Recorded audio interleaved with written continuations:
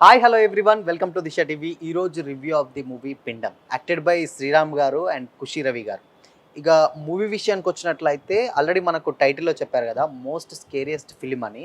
So cinema second half చూస్తే నిజంగా అది జడ్జ్ అంటే ఏమంటారు, మనకు నిజంగానే స్కేరియస్ట్ ఫిలిం ఏమన్నంత ఫీలింగ్ వచ్చేస్తుంది అనమాట. ఇక ఫస్ట్ సీన్ మూవీకి వెళ్ళిపోతే స్టార్టింగే కార్ తోటి అంటే ఈశ్వరీరావు గారితో ఒక సీన్ ఉంటుంది. ఆ సీన్ పెట్టడమే కుక్కతోటి ఉంటుంది. అది చాలా వైలెంట్‌గా ఉంటుందనమాట. అంటే ఆమె చూస్తూ మనం చూస్తున్నంత సేపు ఆ సీను చాలా అంటే కొంచెం ఇదే వచ్చేంత ఫీలింగ్ ఉంటుందనమాట. సో, ఇక మూవీ విషయానికొచ్చినట్లయితే మూవీ స్టార్టింగ్ ఒక ఫ్యామిలీ అంటే శ్రీరామ్ గారి ఫ్యామిలీ ఒక ఇంట్లోకొస్తుంది. సో, ఇంట్లోకొచ్చాక ఏం జరిగింది? ఏంటి అనేదే సినిమా అనమాట. సో, అంటే ఇప్పుడు వాళ్ళకున్నటువంటి పిల్లలు లేకపోతే ఆల్రెడీ మనకు దెయ్యాలు అవి ఆల్రెడీ మనం ట్రైలర్‌లో చూసాం గదా! సో, దాంట్లోనే ఏం జరిగింది? ఏంటి? అనేదే సినిమా. ఇక ఫస్ట్ హాఫ్ విషయానికొచ్చినట్లయితే ఫస్ట్ హాఫ్ మాత్రం పీక్స్ అనమాట. అంటే చాలా భయపడతారు గూడా. అంటే ఆ రేంజ్‌లో ఉంటుంది.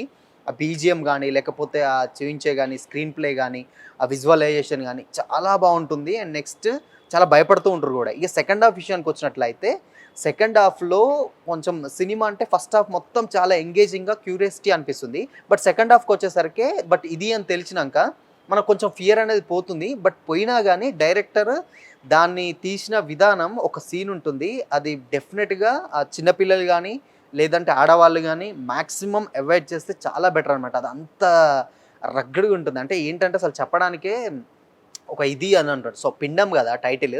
ఆ పిండం గురించే ఏంటి అనేదే ఆ సెకండ్ హాఫ్‌లో చెప్పే సీను. ఫ్లాష్ బ్యాక్‌లో సీన్ ఉంటుంది. ఆ సీన్ మాత్రం చాలా వైలెంట్‌గా ఉంటుంది.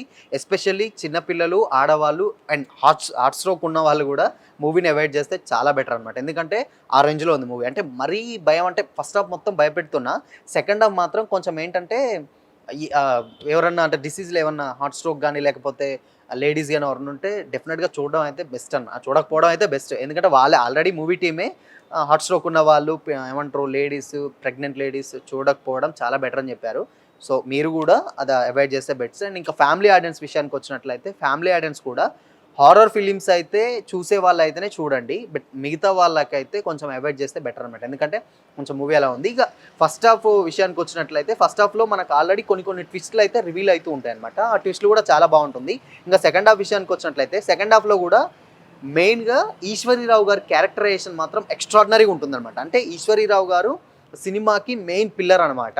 సో, ఎలా సాల్వ్ చేస్తది వచ్చిన ప్రాబ్లమ్స్‌ని ఏంటి అనేదే ఉంది. అండ్ నెక్స్ట్ ఇక క్లైమాక్స్‌లో ఒక్కో సీన్ ఉంటుంది. కొన్ని అది అంటే ఏమంటారు కొన్ని సీన్ అంటే అంచెలంచెలుగా ఉంటదన్నమాట కొన్ని సీన్స్. ఆ సీన్స్ కూడా చాలా బావుంటాయి.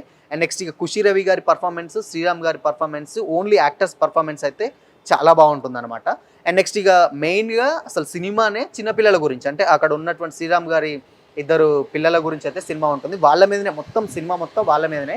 సో, వాళ్ళకేం జరిగింది, వాళ్ళని ఎలా కాపాడుకుంటారన్నదే మూవీ అనమాట. సో, మీకు మూవీ చూస్తే అర్థమవుతుంది. బట్ ఎక్కువ చెప్తే స్పాయిలర్ అవుతుంది. అండ్ మెయిన్‌గా క్లైమాక్స్ విషయానికొచ్చినట్లయితే క్లైమాక్స్‌లో ఒక ట్విస్ట్ ఉంటుంది.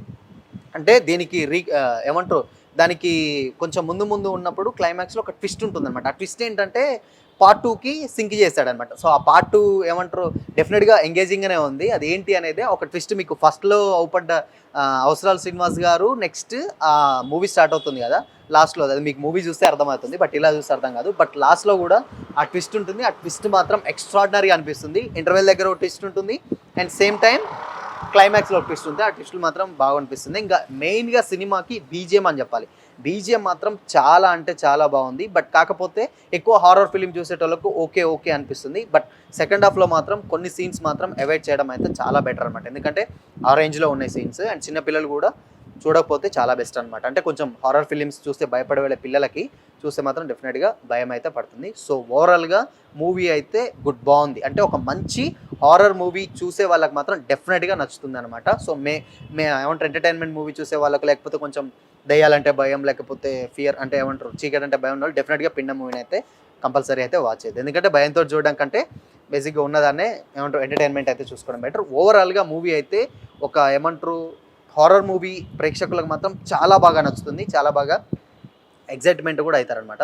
సో, ఓవరాల్‌గా it's good. And family audience కూడా కొంతమందికి మాత్రం డెఫినిట్‌గా అంటే హారర్ ఫిలిమ్స్ చూసే వాళ్ళకి అది కూడా చాలా బాగా నచ్చుతుంది. సో, ఓవరాల్‌గా మూవీ అయితే బావుంది. అంటే ఒక మంచి ఏమంటారు ఒక ట్విస్ట్లు ఉన్న మూవీ అయితే చూసిన ఫీలింగ్ అయితే కనిపిస్తుంది.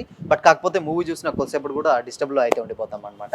సో ఓవరాల్గా మూవీ అయితే ఇట్స్ గుడ్, బాగుంది. మంచి ఒక థ్రిల్లర్ అండ్ నెక్స్ట్ హారర్ చూసినంత ఫీలింగ్ అయితే మనకు వచ్చేస్తుంది అనమాట. సో ఇది ఇవాళ రివ్యూ. మరో రివ్యూతో మళ్ళీ కలుసుకుందాం. Thank you.